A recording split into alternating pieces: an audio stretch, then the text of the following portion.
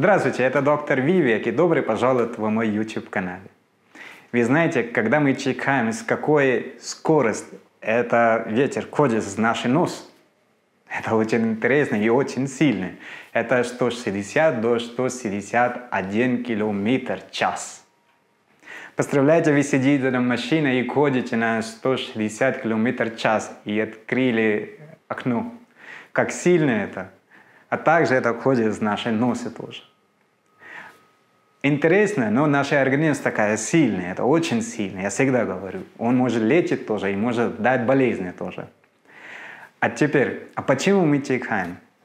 Это бывает, если есть раздражение на слизистой оболочке.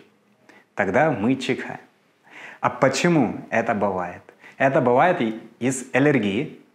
Если есть аллергия, тогда будет, если начинается как насморк, либо горло болит, тогда мы чихаем, это дает раздражение. Это есть, либо есть разные запахи, кто-то чувствительный, из этого бывает. Даже если принимаем лекарства, разные лекарства тоже есть, которые дают такой эффект. Из этого тоже бывает. Но интересно есть, как мы можем определить. Мы, если чихаем, это из аллергии, либо это из какая-то грипп, либо это как мы болели. А как мы будем определить это, как это аллергия, либо это болезнь, либо вирус?